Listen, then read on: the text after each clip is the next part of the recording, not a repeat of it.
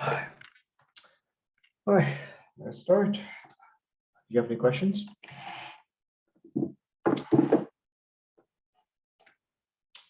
Okay. So let's review where we were last time. So we were discussing, right, the American option. Okay. And there's two features, right? The first one is some generic payoff function. Of course, usually we just care for, put and call. But in general, right, the discussion here applies to any kind of payoff function. And of course, right, there is a time window, right? For the purpose, little t or 0 doesn't really change things that much, but let's just look at this. And there is a stopping time, right?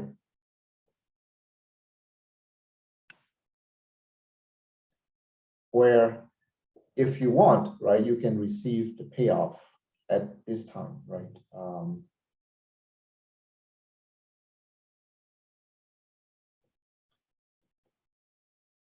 So to be sure, right, this is not the value of the option itself, but it will be something we call the exercise value, right? So in other words,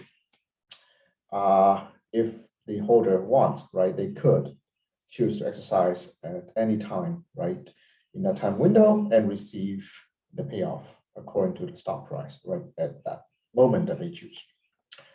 And so we discussed how, right, mathematically, the value, right, the value of the option itself, the American option, will be, right, basically, the discounted, right?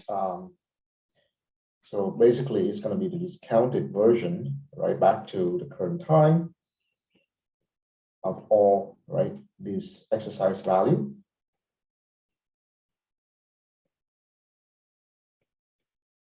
So on the other hand, right, the holder, right, clearly can, from this vantage point, right, try to see which stopping time, right, will maximize this quantity and try to go with that. And so we denote that by, right, the soup idea. Okay. So this is the mathematical formulation, okay, of the American option. And we mentioned how you should be very careful and not write the soup inside, because that would not make sense, because that would mean that actually the option holder chooses, right, the moment where the stock itself or the payout itself reaches the maximum among the whole path, which would require, right, knowledge of the future. Okay, so the soup cannot be inside. Second, right, we mentioned how, and this is actually just mentioned and we did not say anything rigorous about this, is the subtle idea of the difference, right, between soup and max.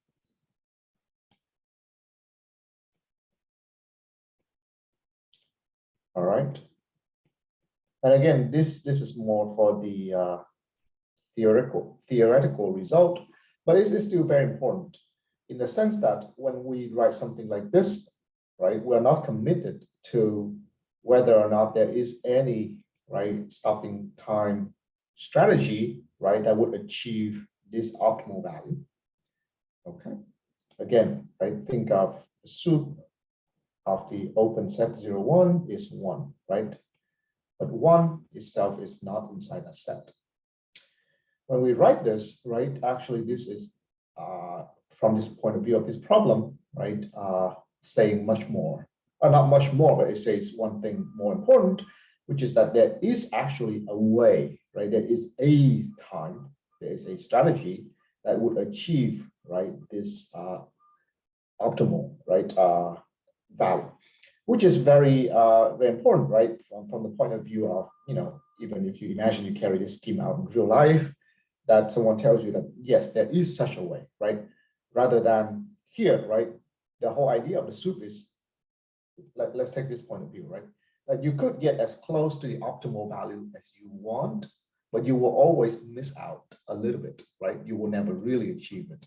So again, right, subtle difference, and who knows, right? Someone may or may not care, but being able to write down conveniently that there is such a time, right? And we will denote that by tau star, right? So basically, the final formulation, if you will, is some magical, right, tau star like this. Notice, right, there is no longer any max, right? Because this guy will exactly is the one that achieves, right, the max up there, right? So again, right, the fact that we could write this down is because, right, somehow the assertion holds, okay? So some tau star in TT, all right? Anyway, so that's some mathematical consideration. And on the other hand, right, of course, right, the point of this course is, I try to tell you from the beginning, is you kind of move back and forth, right, between theory and practice. The practice side is very important because you guys, right, hopefully want to get jobs in the industry. But the theory, right, is no less important because, you know, without understanding the theory and what the theory is trying to say, right, in practice, you know, the things you say may not make sense or just simply be wrong. But, right, moving on to the practical side a little bit, we have, right, the following considerations that, first of all, right, the value of the option is always no less than, right, the exercise value, right, at any time.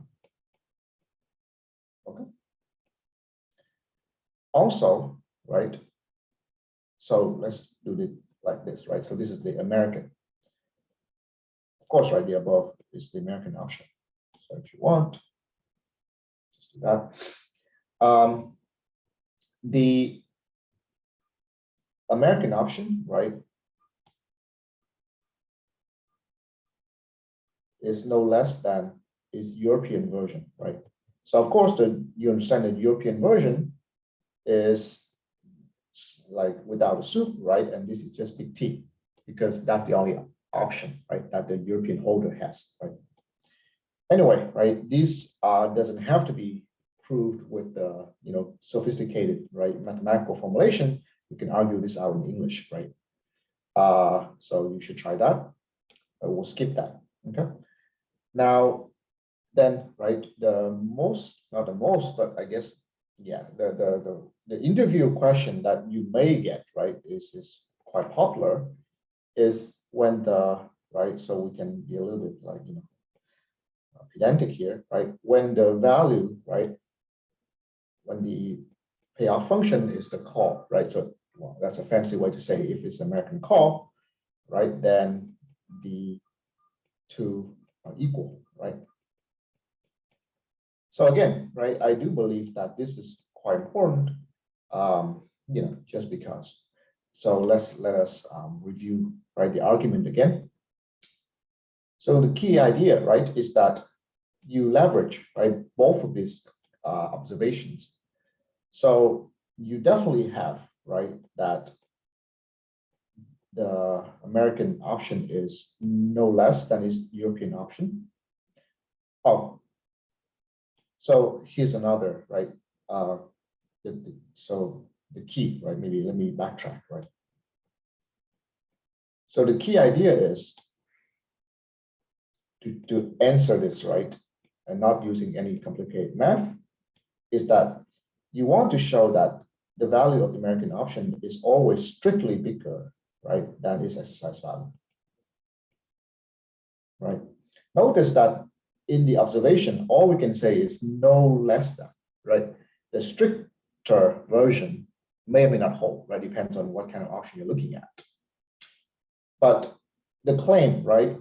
And if it's true, and it's indeed true, that the American option, right, is equal to the European option price, that goes hand in hand with, right, the fact that you will never, right, exercise early, okay?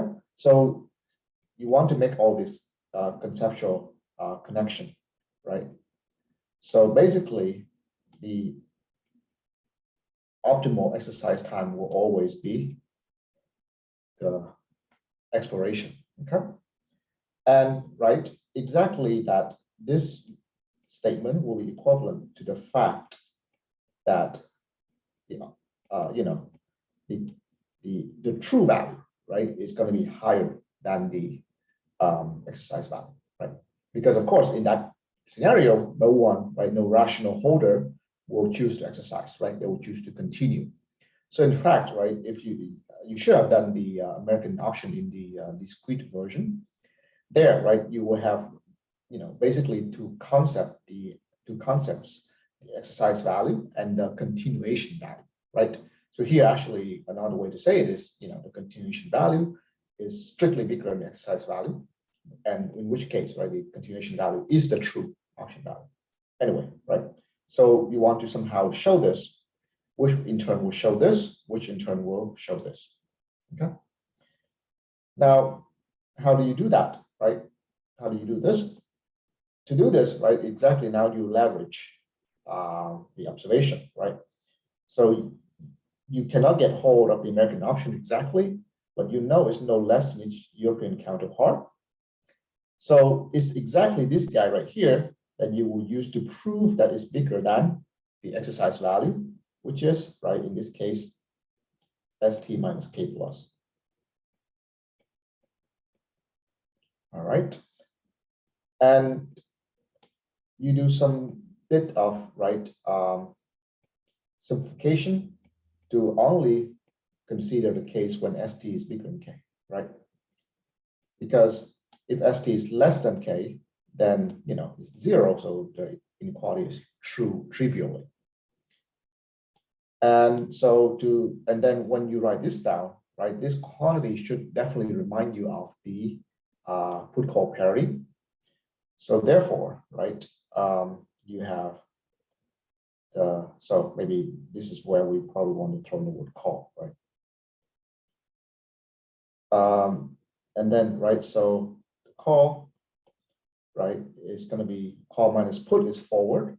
So call is put plus forward, right? And forward is exactly this. Okay. And put definitely is positive. And because interest rate, right, we assume, or right, most of the time in the world is positive, this will be strictly bigger than ST minus K, right? So this requires R to be positive. Okay. So that actually is one condition, right, for this to be true, right? So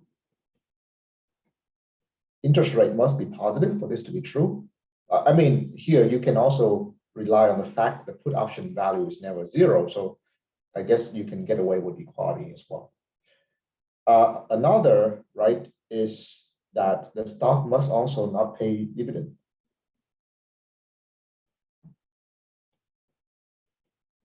Because dividend also will spoil, right, this inequality in the sense that,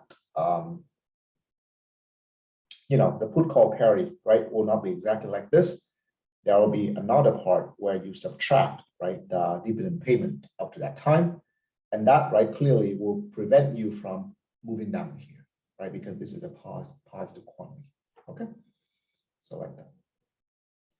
Okay, so you definitely want to, right, go over this argument by yourself, right, without, right, looking at the notes and commit it to your mind. It might be very helpful. The last bit of, lingual, right, is this. So there is a concept called the intrinsic value of the option, which actually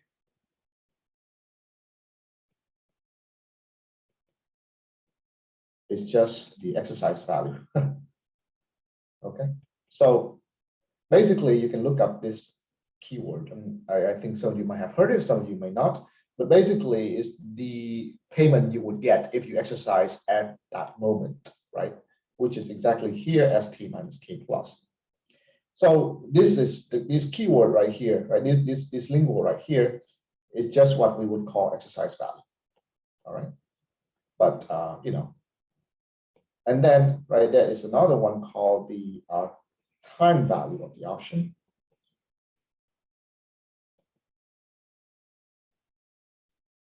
Which is defined as the price of the option, the value of the option, minus the intrinsic value.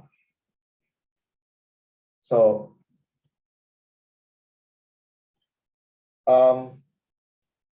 again, so what am I trying to say here, right?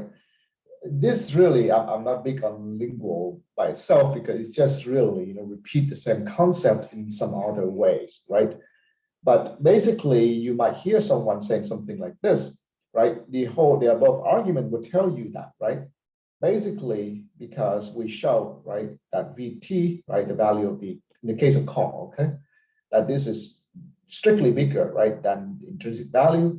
So the time value of the option is positive, always, a call option, okay, American call. And therefore, right, it just sounds appealing that you definitely have to continue, right? It sounds natural. Okay. Anyway, again, like I said, I'm not big on lingual, but there's several things. When you say these kind of keywords, it makes you sound more sophisticated on an interview. It may make them look at you that much better, you know, who knows, impress your interviewer, etc., etc. So knowing linguals, right, is definitely, you know, not a bad thing.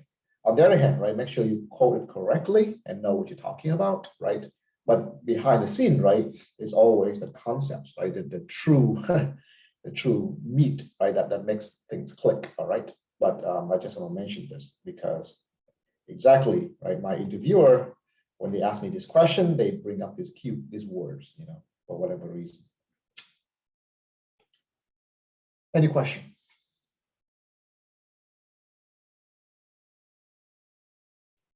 All right. Okay. So also we mentioned, right? So, and I will not repeat this now, right? But you should also, right, repeat for yourself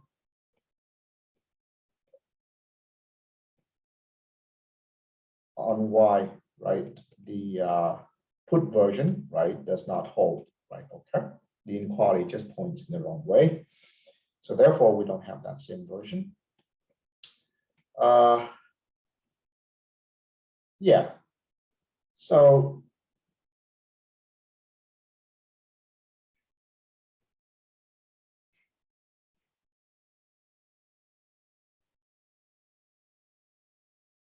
let's continue, right? So to the pricing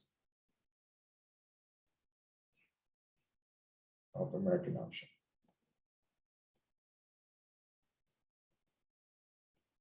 So again, right, with pricing, you want to think of three possible, right, things to do.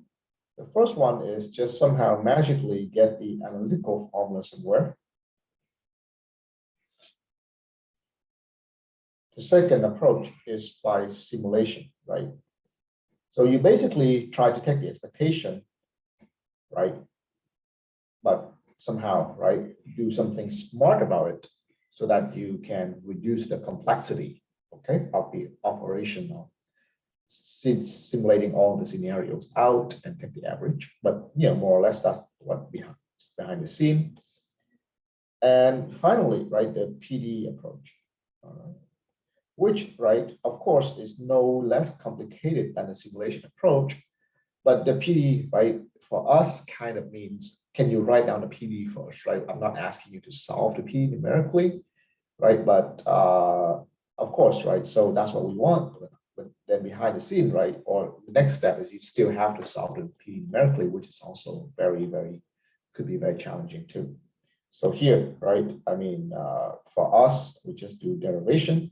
But of course, right, I just want to caution you that derivation by itself is of no value, right? In real life, it has some value, right? But of course, after you derive, you have to solve it.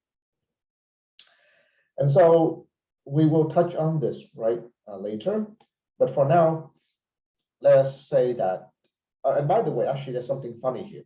Usually, the PD has nothing to do with the analytical formula, right? So far, you have seen. Usually, the analytical formula came from probabilistic argument, right? From Black-Scholes to look back options, that kind of thing. Now, actually, in this particular case, the analytical formula actually comes from the PD. Okay, I mean, it will turn out to be an ODE because we'll look at perpetual put. But so, right, let us say it real quick that, of course, right, trivially, it exists for call because it's just Black-Scholes by the above argument, right? But for put, then we'll have only for perpetual.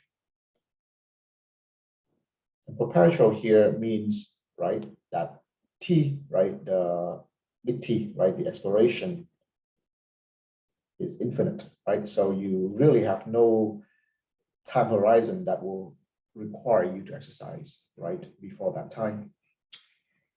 Or the PD, right, we'll talk about later. So let's look at the simulation, or let's say a few words about the simulation, right? And I want you to appreciate, right, this thinking process, because that's what you have to do, right? In your life, someone will present you with, a problem, right? A problem. Obviously, they don't know how to solve it. That's why they come to you. So, right, you cannot say, well, tell me what to do, because that's not, right, the appropriate thing to say. So you want to appreciate how, for example, given this formulation, right, you can think of a way to simulate out, right, even if it's very inefficient, right? Efficiency is one thing, right? So there are two steps to this business. The first one is how to translate, right, the formulation into a code, which I do believe that you guys do struggle with, right? Looking at a math formulation, translate that to a code, however crude that is, right? And then, of course, from that crude code, you can try to improve it, right, with efficiency, or even change, right, the way you do simulation. But that's a second step, right? Now, notice that even at the first step, right, translating to crude code for this formulation probably seems very challenging. Okay, why? Because if you take this at face value, what it really means is, well, right, you can simulate the stock price, no problem, the stock price path, right? We all know how to do that. Let's take this to be a call option, so no problem, or put whatever. The real issue is this guy right here, because, right, it asks you to think of all stopping time in the world, and then simulate that, and then simulate the expectation, and then take the max. If you do this literally, I don't think any computer, even supercomputer, right, can even do this. Okay, simply because this is like an infinite set. All right, so you should appreciate even, right, the simplest transition, right, to here, which is, right, the good old approach of binomial tree, right, backward induction. By the way, right, this is a very powerful idea. You can also hear something related and maybe the same, but in some circle actually can also be looked at as dynamic programming. Okay, so basically you convert an optimization problem into a procedure, right, that can be recursively solved. And so here, right, the idea is, and again, right, please tell me if you haven't seen this before. I do expect that you guys have seen this, right? That basically, right, you generate the stock price tree, right? And the idea is you just kind of price it backward, right? So at this time, then there's nothing to do because there's no time left. So the option holder must exercise, right? I mean, if advisable, if not, it's just zero, right? That kind of thing. Then, right, you backwardly, right, figure out the continuation value, right? Which is basically just looking forward one step and see what value you get, from that branch, and then discount back with, risk neutral, that kind of thing. And then, right, so I guess here's K, right? And you compare that, right, with the exercise value, right? Which is basically just plug in the stock price at that time and see what exercise value you get out of it. And so that will give you the value at that node, and then you move backward. All right. So this seems familiar, right? You have seen this before.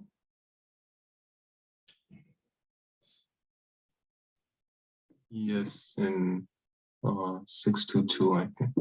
Yeah, I would expect so. But I want, right? And again, this procedure is highly intuitive, right? I want you to, and I'm not gonna, require you to understand this deeply, but try to see that, right? This and this is not one and the same thing, right? Because where is the stopping time in this approach? There's no stopping time at all, right? In fact, right, let me ask you. So this procedure, right, solve for, let's forget the approximation, okay? So the approximation is about the time discretization. Also, there's a space discretization. But let me, right, ask you to think, okay, so you solve for this tree, right? Where is the optimal exercise time? How do you find that in this procedure? Okay, so consider that. Also, right, again, appreciate the fact that there is no stopping time in that procedure, right? You just simply work backward, right?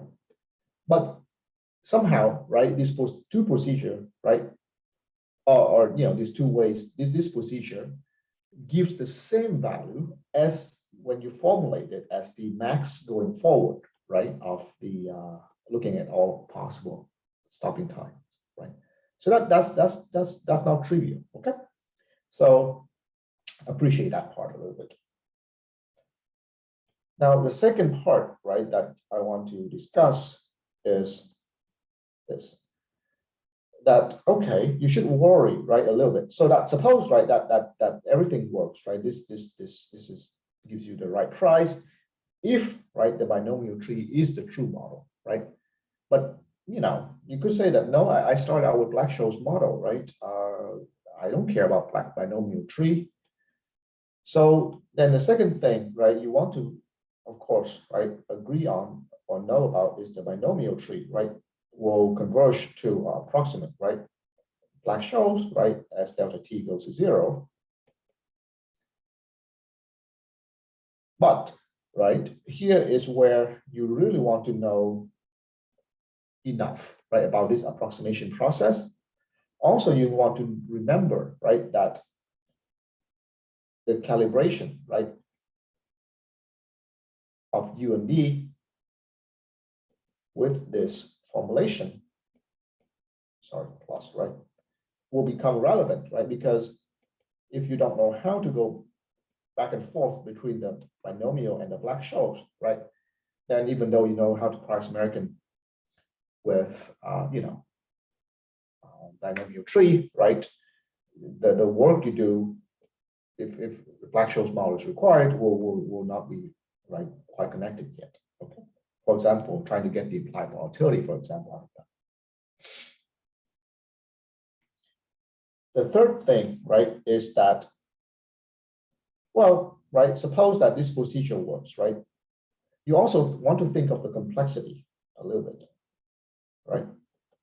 Again, not that, how to say this, right? Not that you have any better option, right? But even suppose this is the only option, meaning, right, but you still want to appreciate how hard is this, right? Just to have an idea, right? And What do you think?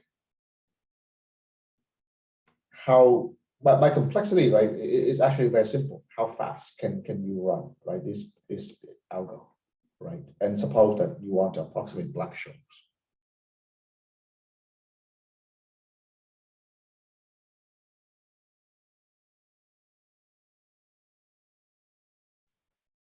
Again, right, I do know this is more like a CS question, but everyone is expected to code these days, right? So, you know, that's a valuable skill. So you want to have some idea.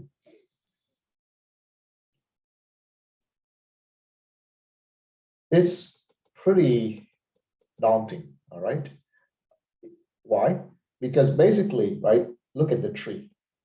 The tree, right, even though we make it as simple as possible, it grows exponentially, right? The number of nodes will be 2 to the n, right? And you're required to traverse every single one. So in fact, right, if you want to, and also if your goal is to approximate Black-Scholes, right? Well, that means that delta t must be pretty small. That means n is pretty large. Agree? Right? So you have play with, right? Maybe tree of 2 or 3 steps, right? I don't think you have to play with 5 steps tree, right? By hand, because again, simply that's just too boring. But right, if you haven't coded, right, a binomial tree out, you know, if you're in your spare time, maybe try it. Who knows? But this is right. This, at least even with the binomial tree, seems like a non-trivial thing, right? Exponential growth, right?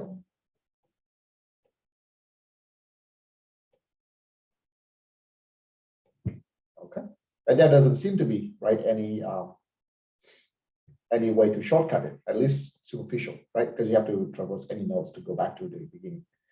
So all in all, right, this is why last time I said, right, simulation for American option seems hard. Hard means, doesn't mean it's impossible. Hard means the complexity, the way to execute it, right, seems not efficient, right? So again, right, just appreciate all these things. Not that you have to do it exactly, but you must have some idea. The second thing, though, right, is just think of, is there any alternative, right? Is there any alternative? Well, the answer is, well, not really, right? Because maybe, who knows, but at least as far as I'm aware, right? I don't know. The reason is this, right? Or at least any improvement on this would be a non-trivial improvement, meaning you have to really think about it. The reason is this, right? The binomial tree is already the simplest thing, I guess, right, you can think of. Why? Because it not only discretizes time for you, right? Notice discretization of time here is very, very much appreciated because, again, if you're in continuous time, then this set will be infinite set, right? Let's forget it, right? So you make the time steps finite. So basically that makes your choice set finite. But not only that, the space is also finite, all right? Even though, right, it grows exponentially, at every node, you only have 2 possibilities out, okay? You cannot go any simpler than that. Imagine, right, with the Black-Scholes, right, at any node, right, truly, you have to go normally out, right, because that's what coming up next, right? Delta WT is normal, right? So that will give you a infinite choice set out of any finite time set. Okay, now that will be really, right? What I'm talking about is like what we have always done, right? Discretize time, but we did not discretize space because, right, we truly, that delta WT is, right, just normal. Okay, so that's just to say that, well, that seems already kind of, you know, the simplest thing you could do. Okay, so who knows, right? I'm not saying this to say that I have some glorious solution to offer you at all, but just to hopefully make you appreciate, right, the scale of the problem you're dealing with. Finally, or by the way, because of this, right, again, it seems like I'm complaining about this approach, but no, I'm not. This explains why binomial tree is still a tool that can be used in the industry, as far as I know. Okay. Well, again, right, you want to understand why, right? Anytime you want to do something path dependent, right? The tree seems to be the best shot you have. Okay. For example, right, the problems we've been doing so far doesn't seem to call for some detailed path analysis, but you should have done some replicating, right, portfolio, which is something we did not, right, go deep into in this course. If you want to find replicating portfolio, then you will have to traverse the tree, right, one by one to solve for it. So again, right, if that's what you care for, then you know, this is something you have to look at. So that's some discussion, okay, on the simulation part. All right. So now let's try, right, again, this somewhere along this line, right, the PD approach. So, well, actually, any questions so far? Okay.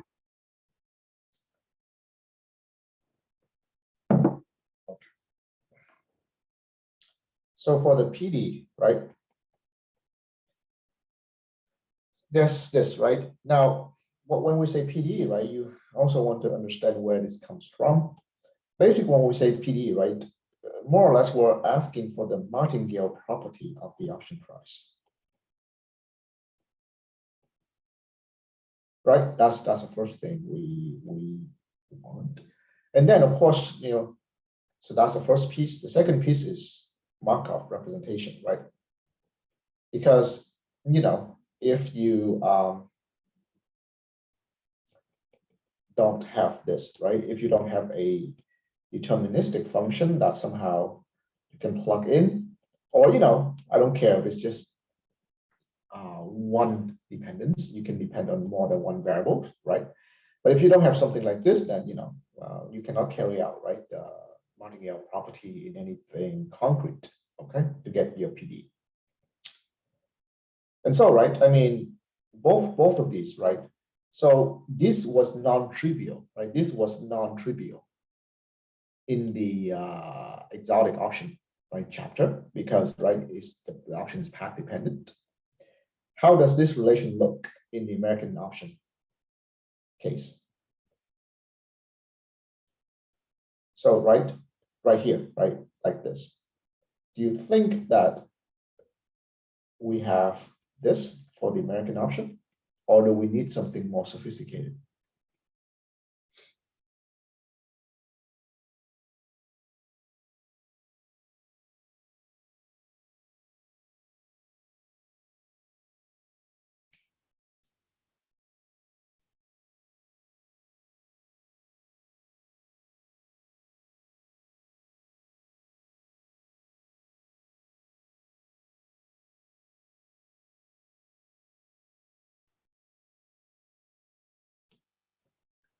So which stopping time, right? Show which stopping time. There is no single D stopping time, right? With the barrier option, there is one stopping time we care about, the first time the stock hits the barrier. No.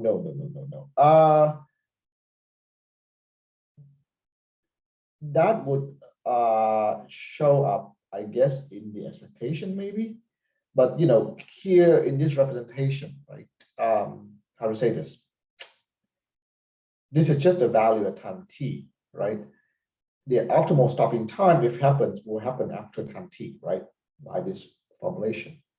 So no, it doesn't seem credible, right? It would show up, right? Because this will always be after time t. No, not that.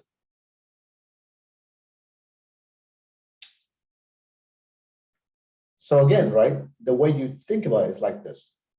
Just think of, do I have enough information? Do I have enough information to decide this? Right? Look at this, right? So starting at time t, if you're given a stock price, what can you do? Well, given the stock price, right, then you can, right, simulate out, right, the path into a future, right, with the current stock price, because that's what Black-Scholes model gives you. What about this? This actually is not your responsibility, right? This will be supplied by the holder. Okay. In other words, right, that's also where the word stopping time comes in. In other words, right, the word stopping time here means that it cannot look into the future. So they must tell you, okay, I want to stop if the stock does something like this. I don't know, right? They tell you. So, right, given ST, they tell you when to stop. So you will simulate it out, you stop there, right? And then you will get the payoff, then you can discount back. Someone else gives you some other strategy, right? And you will do that, and you will stop, you will discount back. Okay. So it sounds like a complicated thing to do, right? And of course, right, you cannot simulate it out, as I said, physically, but in terms of information, right, it does look like, right, this is all you need, right? Because in fact, even though this looks scary, all you need is to be able to simulate the path out into the future. This part is not, right, done by you in the sense that it must be supplied by the option holder. Does that make sense? So they will tell you where to stop, and then you just follow the stopping rule, right? It's not part of the information that you need to carry in. Does that make sense? So this is actually yes, it's okay. Any question about this?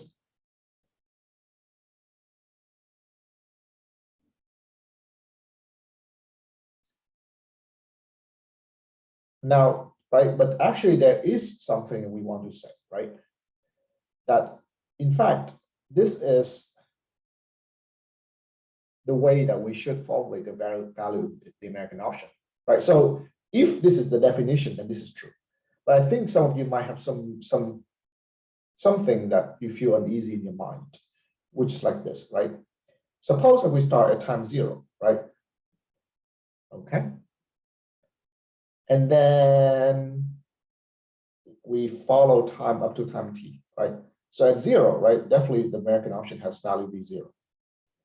And suppose we follow it to time t. Does it mean that the value at time t then will be this value here that we write down? Again, it's an abstract and a little bit difficult question, right? But follow me, right? Start time 0. All right, we have some value, right? You agree? Now I just followed, right, the time process, right, to time t. Then, right, do I have the value of the American option as this? By as this, I mean it's defined like this.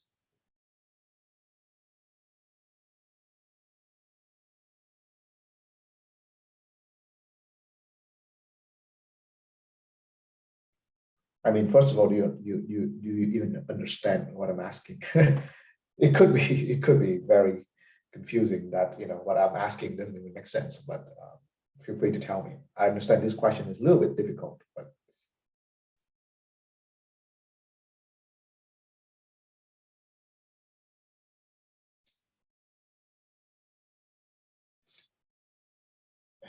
do you understand what I'm asking about?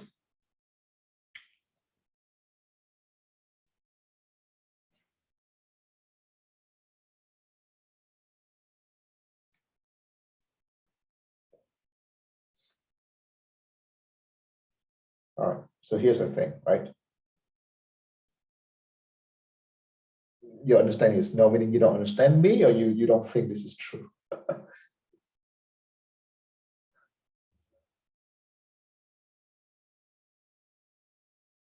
You don't what? You don't understand me? Is that what you say? Oh, you don't think it's true. So you understand what I'm saying. Correct. Okay, fine. That's helpful. At least you understand what I'm asking. Okay, so then I will ask you, why don't you think it's true?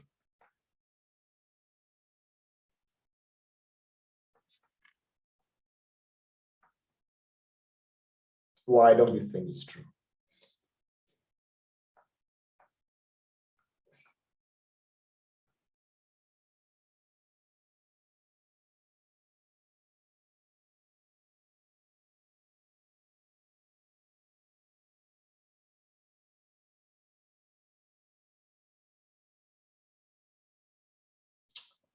Um, so here, right, there is a subtle thing. Notice that I could potentially be describing two objects, all right? So expectation is, be careful there, all right? Well, we'll get to there, exactly that part. But just really for here, right? Right. I mean, what do you mean by trade activities, right? Be more specific, right? It's not that sophisticated. It's not trade activities in anything. If you are, be more specific. What I'm trying to say, right, is that there are there could be potentially two value process. One is the one where I start at time 0 and I follow it. One is another one where I start here and I define like this.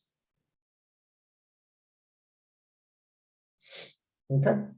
Now let me make it very simple, right? Suppose I start at time 0 and I move it to time t. Right? And I ask you to tell me what the value of the American option at time t is. What would you tell me? Or what would your mind process be? What would you be thinking? If that's my question. Right? So naturally, if someone tells you this, right? Someone tells you that, okay, start time 0, follow to time t. Can you tell me what the value of the American option at time t is? What would your thinking be?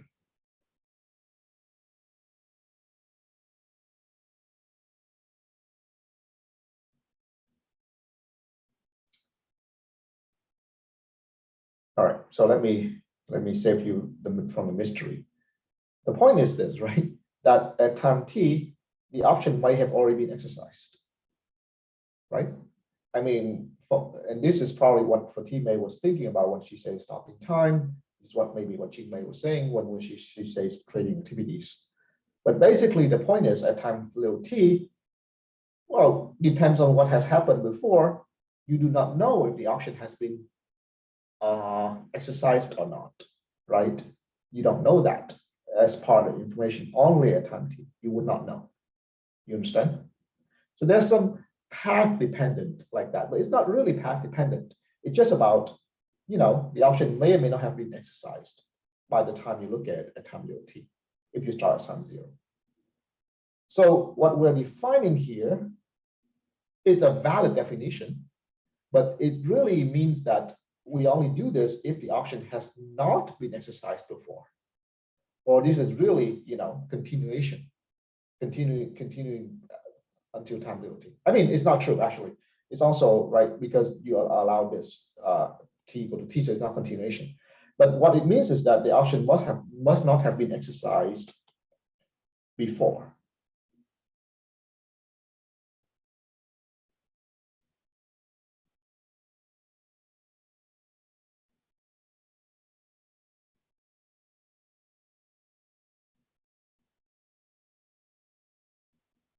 Does that make sense? So that's the only part that is a little bit tricky in this definition, but it is fine in the sense that, right, if the option has already been exercised, then why do you even ask this, right? That's irrelevant. That's not a relevant question. Does that make sense? So, right, this definition is fine. The translation to this is fine, but, right, the connection back to the past, right, is only if it has not been exercised. Because otherwise the question is not relevant. That's all. Is it okay? You understand?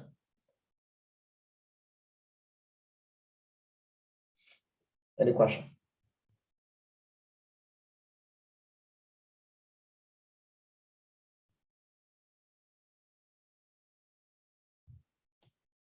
So, right, I would say this is yes, and this is quite trivial, right? I mean, not trivial. It's not that hard to see.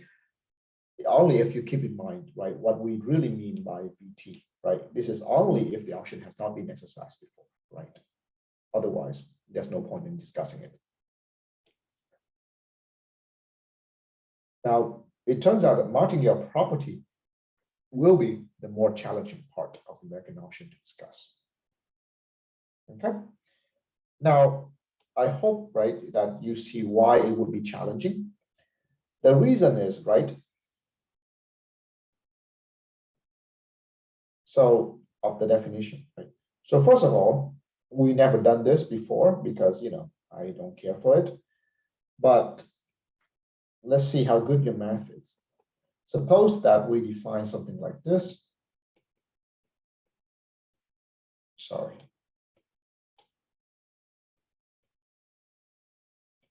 Right, this is the usual pricing, right, formula.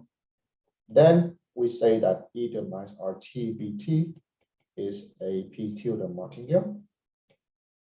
Now I know Professor Larson really likes oral exam, right? So suppose that I ask you to do this on an oral exam. Can you do it?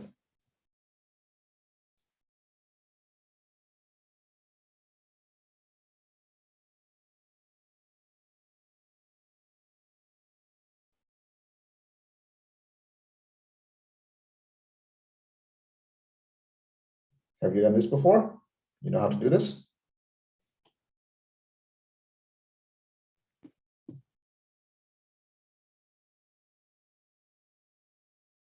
Anyone want to say something? If VT is Markov with respect to T and ST, then wouldn't the Black-Scholes PDE that we derived before also apply to this? Very good question, right? Very excellent question. Exactly, because I put a question mark here, didn't I? Right? I did not commit to saying this, and that's where my discussion is going. If this is also a yes, then what you said is perfectly true, which is really weird, right? So that's a clue for you to see that something is not going on here. Does that make sense? So no, right? Absolutely. This is true, but this is not true, right? And that's what we're discussing. That's the key. I'm not sure, Fatima, I'm not going for anything fancy about Levy's martingale, etc. It's very mundane business, right? It's symbolic manipulation, really. For T less than U, right? What are you trying to show? You're trying to show that Vt is E tilde of eta minus R, U minus T, Vu given Ft, right? That's what you want to show. Agree? Now, how do you show this? By definition, right? So this is T less than U less than T. So then you plug in the definition of Vu.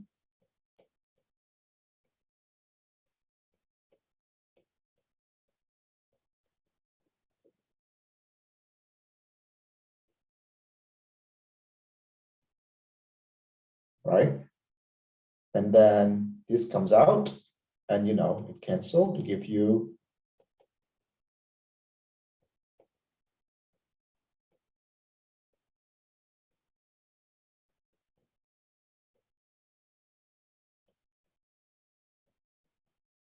right?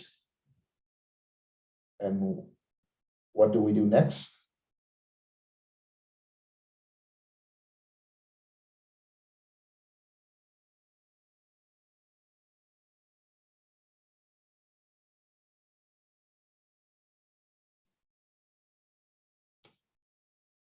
Because T is less than U, right?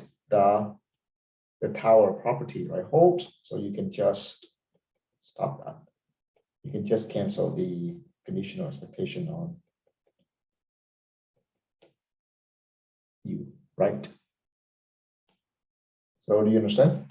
It seems like magic, right? I mean, but this is probably something you would have seen in Professor Larson's class. That, right? This is exactly proven by mathematically that this is true. Okay, I find it very non-illuminating, so I don't really repeat this stuff, but you should know at least how to do it mechanically, right? Okay. Now, I want to say this, right? Any question? You should have seen this before, right? I don't think this is the first time you saw something like this. Now, I say this, right, for this reason that, right? So basically, you could be very sure that if anything is priced like this, then this statement just follow automatically. You can just mechanically say, yeah. Why? Because something like this. Okay. On the other hand, right, do we have this for the American option?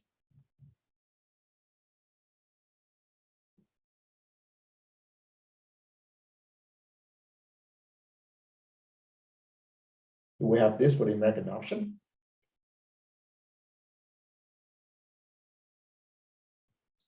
No, we don't. We have this thing out there. Okay. So how does that influence anything?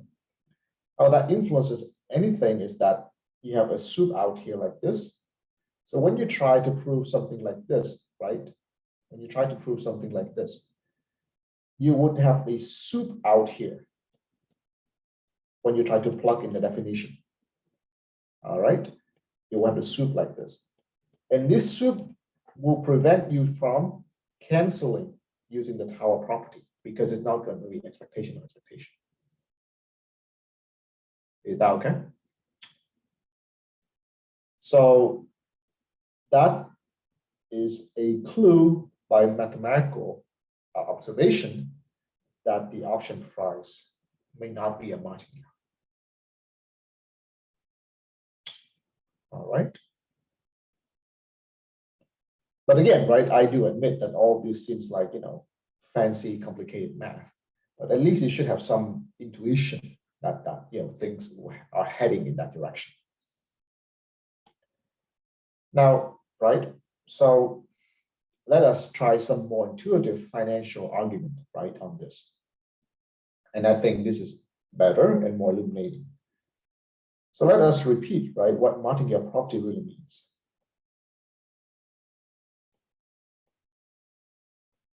Right, and I said this many, many times in this course, right?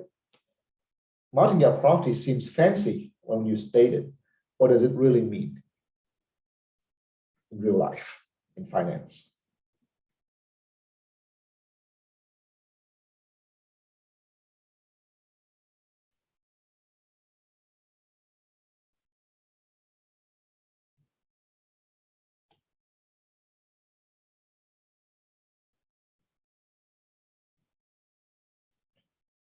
Well, it means the fair value, right,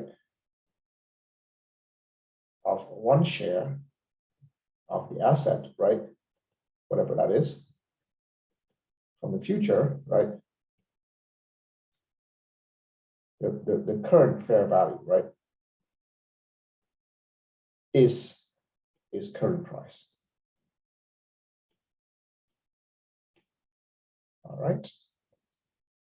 So the current fair value of one share of the assets from the future, that's actually this part right here.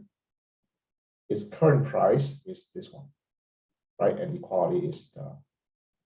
So again, if you find this a little bit too fancy, it's really a mundane way to say, right? If someone promised you a share of the asset from the future, right, in the future, what is the fair price that you would pay for that contract?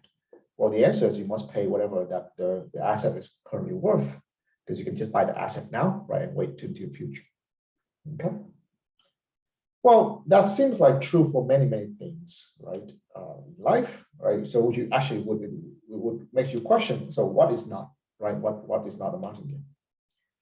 So the test for this, right, is just apply this thought process to the new asset price, right? Does this principle hold for American option?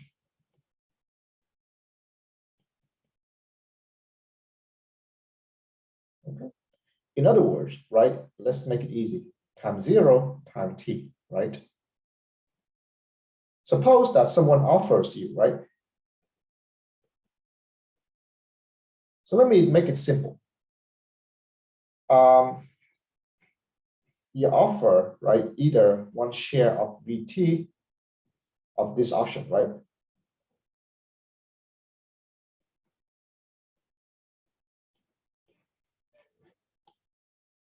Whoops.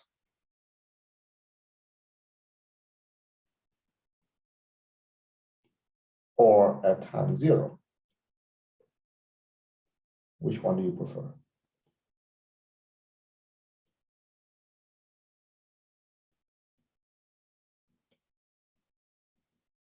Or you're indifferent? Notice, right, the martingale property would imply that you'll be indifferent. Agree? between offering a share at time t or offering a share at time 0. Again, right? Supposedly that you're not gonna cash it out and get some money, whatever. But in terms of purely value, right? If it's a martingale, right? You should be indifferent between these two.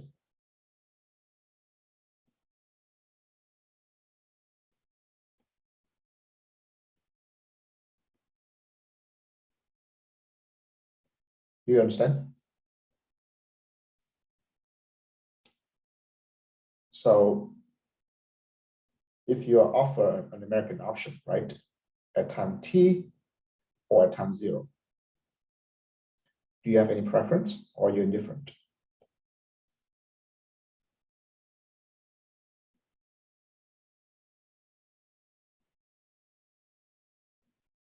Right, and the reason is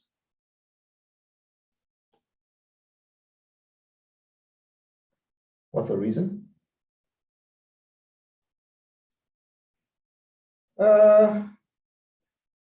So that's not the reason, right? Because I would argue, try to convince yourself that if you offer a share of the stock price, yeah, right? If you offer a share of Google at time t a month from now, and a share of Google, right now, yes, you should be indifferent, right, between these two choices. You understand? One share of Google a month from now, one share of Google now, right? You should be indifferent between these two choices.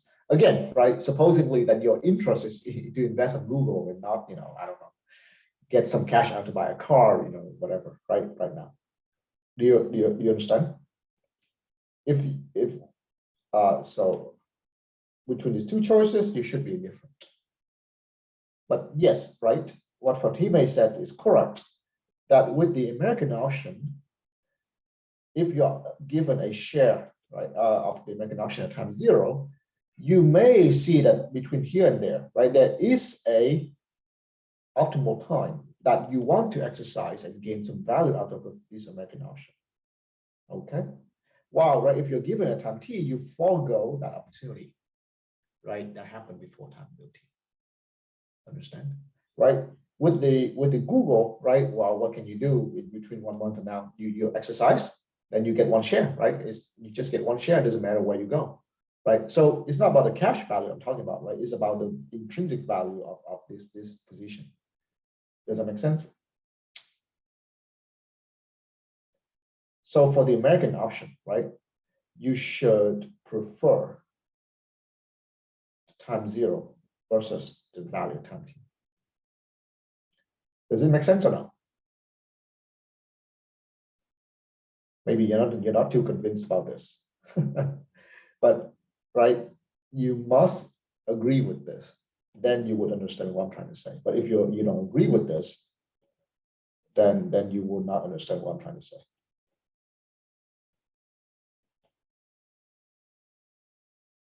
Okay.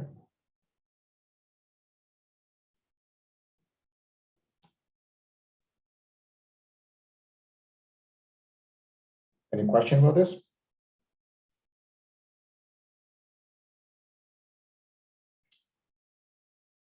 All right. So what does that seem to say about the American option value?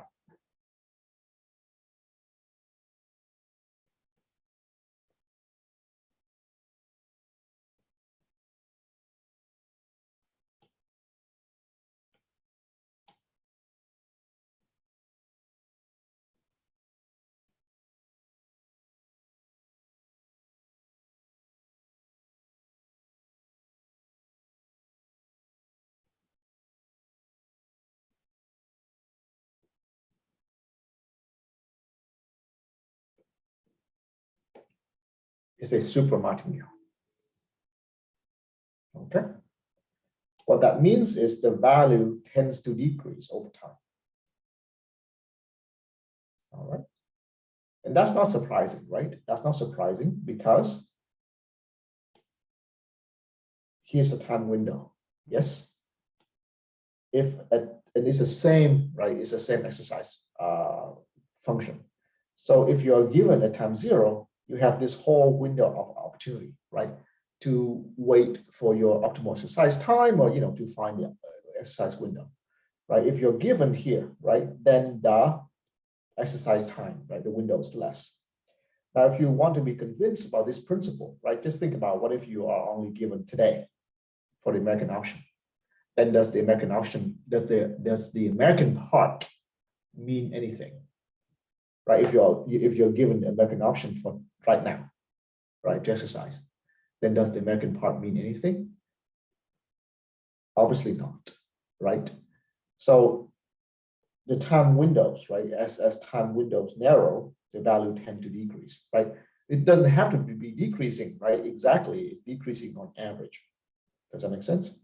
So what we're saying is something like this: the value of American option at time 0 will be, right, greater than or equal to the value, the discounted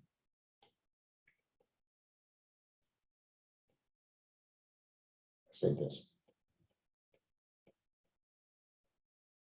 Where, right? What do we mean by this? This is exactly the definition above, right? Which is the value if you did not exercise and continue. Does it make sense or not?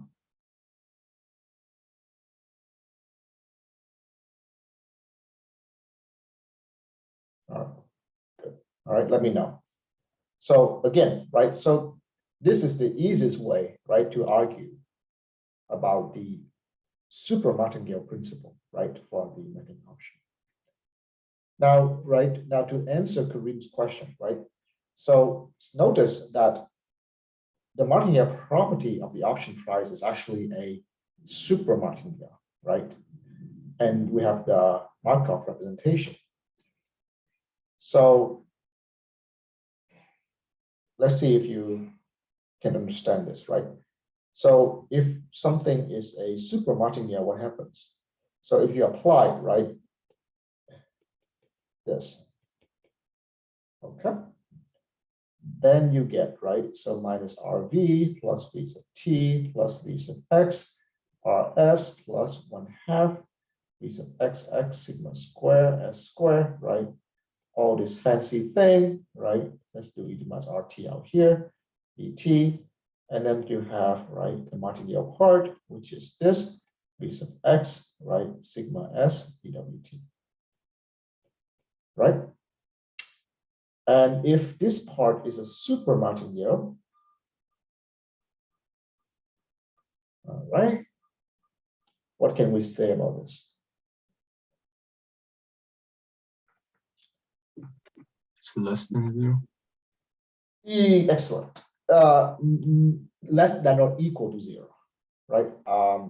Because a martingale is a super martingale, so we don't know, right? So less than or equal to 0. Is that clear to everyone? That's right. The reason is this. This is the martingale part, right? So the martingale part is a constant, if you will, right? It doesn't move. It's horizontal, right? A super martingale, right? Notice in the direction of time, as time moves, is going down, right? So this guy is going down, right? The differential will be moving down. So if this guy stays constant and this is moving down, this part must be moving down to pull it down. Does that make sense?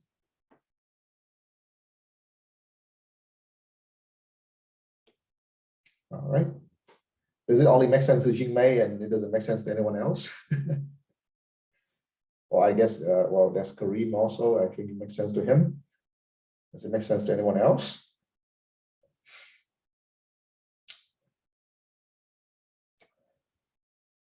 All right. So what are we saying, right? Okay, thank you, Chan. So now, right, what that means, right? So notice that there's some difficulty here already, right? So do we get a PD out of this?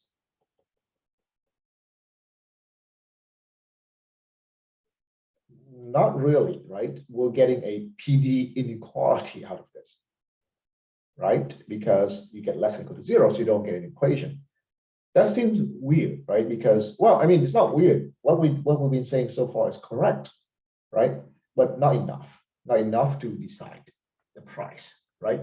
Because the inequality is correct, that's not wrong. But if we want a price, then we need something more than just an inequality, right? Inequality is too loose, you know what I mean? If x equals to 1, right, that's the price. But to say x is equal to 1, then, well, what is x? Understand? So, right, so what we've been saying so far is correct, okay, but we need something more, all right? And again, right, that's to, again, Kareem had a very good observation, right? That if everything works out just like before, and what we're having is Black-Scholes PD, right? And so exactly this is where things get different. All right, so now let us, right, pursue with this idea, right? Again, I find this thought process very, very helpful, right? So this thought process, right, shows us that we prefer to hold the option, right, at time 0 versus time t, or usually at the earlier time, because we have more exercise windows that translate to super martingale property, etc. All right, very good. So now let us try to look at this similar, right, principle, but from a slightly different angle. The angle is this, right? And it's a very simple observation that, right, if the value of the American option is bigger than the exercise, right, then we continue, right? I mean, that's a truism, yes? But this actually is not very useful because, right, to know this, to know that this is true, you must know the true value. If you know true value, why you wouldn't ask? Yes, but I mean, anyway, right, this is not false and it might help us, right? So basically, sometimes you just work with a truism, right, requiring a piece of knowledge you don't know, and then you bootstrap on it, right, to deduce something interesting. This is a very fascinating thought process. But yeah, right, what I mean is this, right, let's just continue with this, right? Of course, again, like I said, right, you need to know this. But suppose, there's some, like, magical figure, right? Who Wall Street, Wall Street angel, right? Who come down and tell you what this is. So what I'm trying to say is this, right? That if there's a magical person, right, whoever that is, keeps feeding you on this information, right? They tell you, you know what? It's still above the exercise, right? Then, so what I'm trying to say is this, right? Suppose that there's 0, right? There is some magical window, right? That before that, right? This person who magically tells you that, you know what? From here to here, the true value is actually above, okay, the exercise value. All right.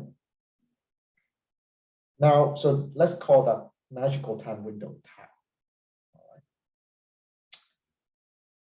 right. And now let's repeat the question of exchange the option, right?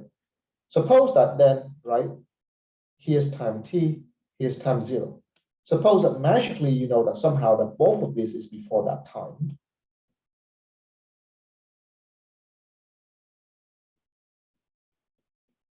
And let's repeat the question. Do you understand what I'm trying to say? Again, right, it's a bit complicated thought process, but again, right, there is a time window that somehow, again, magically you know that you are before that time window, where, right, throughout this process, you are guaranteed that you are above the exercise value. Okay. Then if someone asks you to exchange, right, between these two options, two positions, do you have any preference?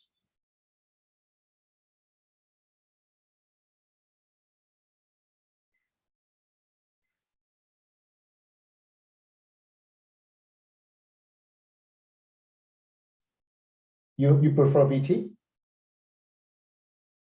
Why would you prefer VT?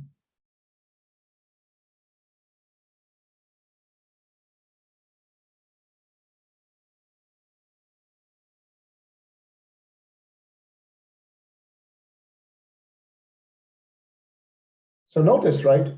I would say because it's American option, if anything, you should prefer V0, right? That's always a separate thing, isn't it?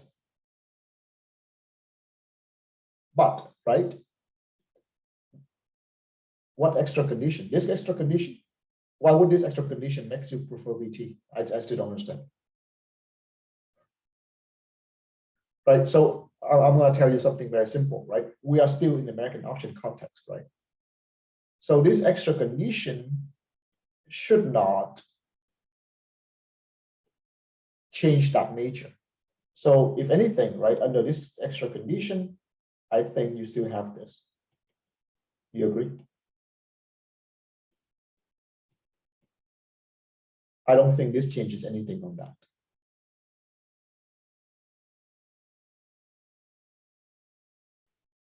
On the other hand, right, what I'm trying to say is, because what does this condition tell you? This condition tells you that if you are having it at 0, and you know this, you know that you will not do anything, right, until time t, right? There's no exercise, right? Which is exactly the thing that makes a big difference in the first scenario. Right? In the first scenario, the reason why you prefer 0 over t is because you might exercise early. Now, right, if for this magical knowledge, then you know that between 0 and t, you will not exercise. Therefore, right, this will be equality. And therefore, you will be indifferent between these two. Because, right, well, you're just going to hold anyway. So what's the difference? Do you understand? And I guess more importantly, do you agree?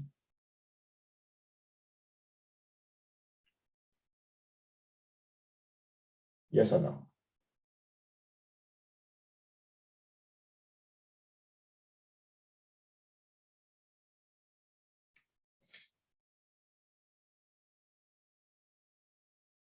All right. For everyone else, yes or no?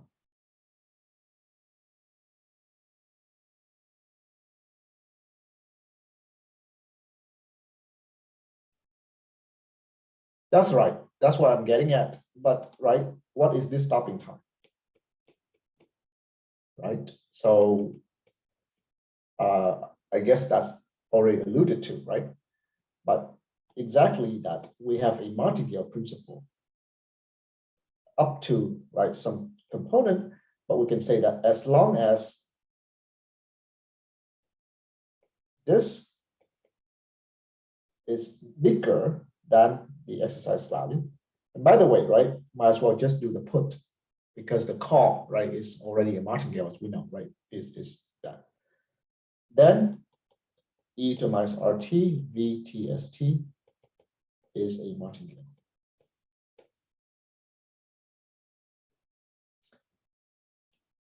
Is it okay? Is it clear? As long as, right, you are above, right, then you will not exercise. And in fact, right, this stopping time will be what? The first time that VTST hits K minus ST plus. All right. However, right, notice that writing it like this actually is useless. Why? It's useless not because it's not a stopping time. It is a valid stopping time. It's useless because you don't know what V is. That's what you're looking for. So defining this is like this, it makes logical sense. It's just not going to help you to find that strategy, right? But so, right, a lot of these are, like I said, bootstrap thinking, right?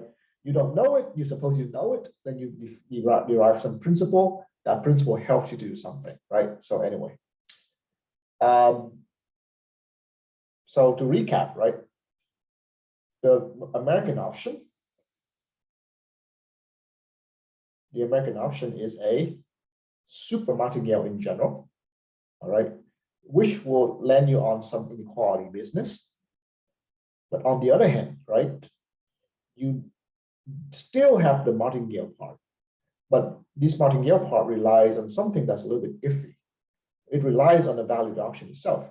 But as long as you know somehow that you are floating, you are above the exercise value, then you can say that you just continue holding, therefore it will be a martingale. Okay. All right, so next week we'll see how we put this thing together and you know, write down a PD, right, for this. Okay, and continue with that.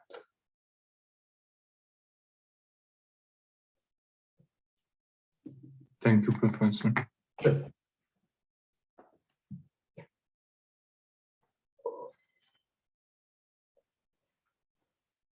Yeah.